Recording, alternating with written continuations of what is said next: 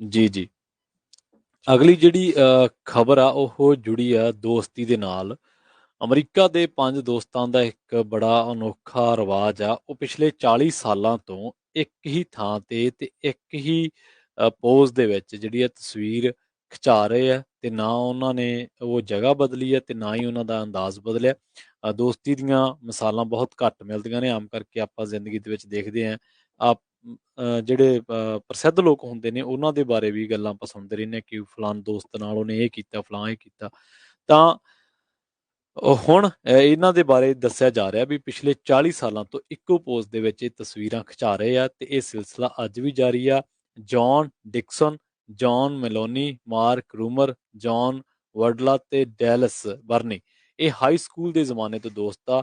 1970 ਤੋਂ California border ਦੇ ਕੋਲੇ ਇੱਕ ਕੋਪਕੋ ਲੇਕ ਆ, ਉਹਦੇ ਕੋਲੇ ਇੱਕ ਜਿਹੜਾ ਕੈਬਿਨ ਹੈ ਉੱਥੇ ਇਹ ਮਿਲਦੇ ਰਹੇ ਆ ਤੇ 1982 ਤੋਂ ਲੈ ਕੇ ਹੁਣ ਤੱਕ ਇਹਨਾਂ ਨੇ ਉੱਥੋਂ ਖਾਸ ਪੋਜ ਦੇ ਵਿੱਚ ਤਸਵੀਰਾਂ ਜਿਹੜੀਆਂ ਖਿੱਚਣੀਆਂ ਸ਼ੁਰੂ ਕੀਤੀਆਂ ਸੀਗੀਆਂ 82 ਤੋਂ, ਮਾਫ ਕਰਨਾ। ਤੇ ਜਿਹੜਾ ਸਿਲਸਿਲਾ ਅੱਜ 2022 ਦੇ ਵਿੱਚ ਵੀ ਜਾਰੀ ਹੈ ਤੇ ਉਹ ਤਸਵੀਰਾਂ ਜਿਹੜੀਆਂ ਨੇ ਇੱਕ ਵੈਬਸਾਈਟ ਤੇ ਪਈਆਂ ਨੇ। 1982 ਦੀ ਜਿਹੜੀ ਪਹਿਲੀ ਤਸਵੀਰ ਹੈ ਜਿਹਦੇ ਵਿੱਚ ਖੱਬਿਓਂ ਸੱਜੇ John Wardley, Mark Rumer, Cleary, Dallas Burney, John Maloney ਤੇ ਜੌਨ ਡਿਕਸਨ ਦੇਖੇ ਜਾ ਸਕਦੇ ਆ।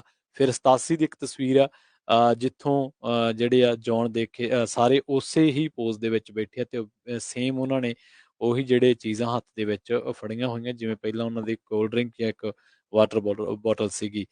ਤੇ ਇਹਨਾਂ ਦੇ ਵਿੱਚੋਂ ਬਹੁਤ ਸਾਰੇ ਜਿਹੜੇ ਜਿਵੇਂ ਜੌਨ ਆ ਉਹਨਾਂ ਨੂੰ, ਜੌਨ ਡਿਕਸਨ ਆ ਉਹਨਾਂ ਨੂੰ ਇਲਾਕੇ ਬਦਲਣੇ ਪਏ, ਜਾਂ ਇਹਨਾਂ ਦੇ ਇੱਕ ਜਿਹੜਾ ਜੌਨ ਮਲੋਨੀ ਇਹਨਾਂ ਦੇ ਵਿੱਚ ਫੋਟੋਗ੍ਰਾਫਰ ਆ ਉਹ ਵੀ ਆਪਦੇ ਇਲਾਕੇ ਜਿਹੜੇ ਆ ਬਦਲਦਾ ਰਹਿੰਦਾ।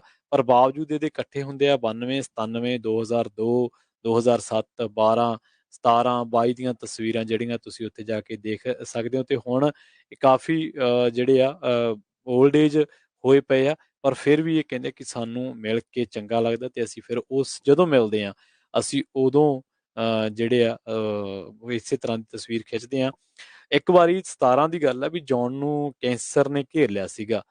ਉਦੋਂ ਉਹਨਾਂ ਦੀ ਮੁਲਾਕਾਤ ਜਿਹੜੀ ਹੈ ਨਹੀਂ ਹੋ ਸਕੀ ਪਰ ਫਿਰ ਵੀ ਉਹਨਾਂ ਨੇ ਕੋਸ਼ਿਸ਼ ਕੀਤੀ।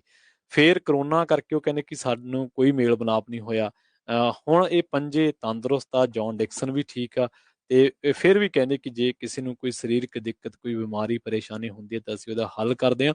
ਤਾਂ ਜਿਹੜੇ ਲੋਕ ਅਕਸਰ ਦੋਸਤੀਆਂ ਦੇ ਕਰਕੇ ਝਗੜੇ ਝਿੜੇ ਕਰਕੇ ਇੱਕ ਦੂਜੇ ਨਾਲ ਨਾਰਾਜ਼ਗੀ ਕਰਦੇ ਰਹਿੰਦੇ ਛੋਟੀਆਂ ਛੋਟੀਆਂ ਗੱਲਾਂ ਤੋਂ, ਤਾਂ ਉਹਨਾਂ ਦੇ ਲਈ ਇਹ ਜਿਹੜੀ ਹੈ ਇੱਕ ਬੜੀ ਮੋਟੀਵੇਸ਼ਨਲ ਸਟੋਰੀ ਆ ਵੀ 1982 ਤੋਂ 22 ਤੱਕ 40 ਸਾਲ ਥੋੜੇ ਨਹੀਂ ਹੁੰਦੇ ਇਹ ਕਿਸੇ ਦੋਸਤੀ ਨੂੰ ਕਾਇਮ ਰੱਖਣ ਦੇ ਲਈ।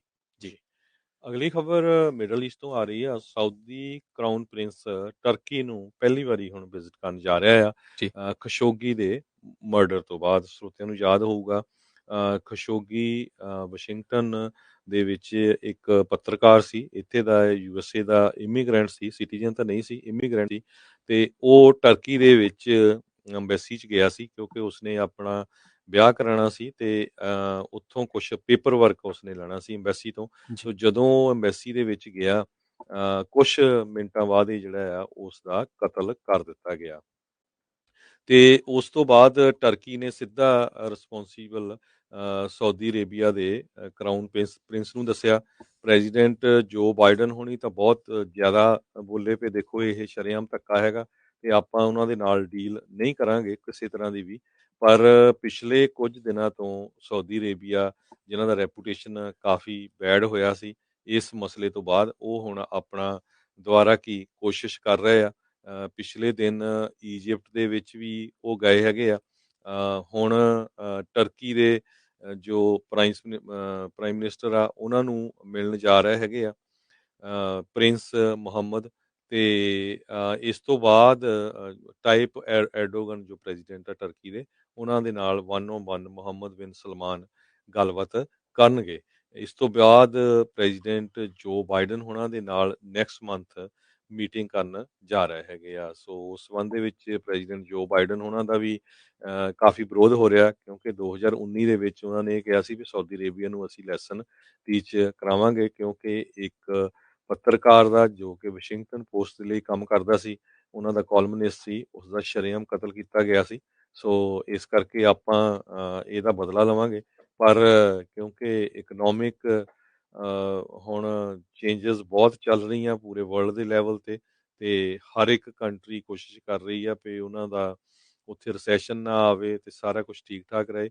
ਸੋ ਯੂਐਸ ਦੇ ਪ੍ਰੈਜ਼ੀਡੈਂਟ ਵੀ ਇਸੇ ਕੋਸ਼ਿਸ਼ ਦੇ ਵਿੱਚ ਹੁਣ ਸਾਊਦੀ ਅਰੇਬੀਆ ਦੇ ਜੋ ਕਿੰਗ ਹੈਗੇ ਆ ਉਹਨਾਂ ਨੂੰ ਮਿਲਣ ਜਾ ਰਹੇ ਹੈਗੇ। ਜੀ ਜੀ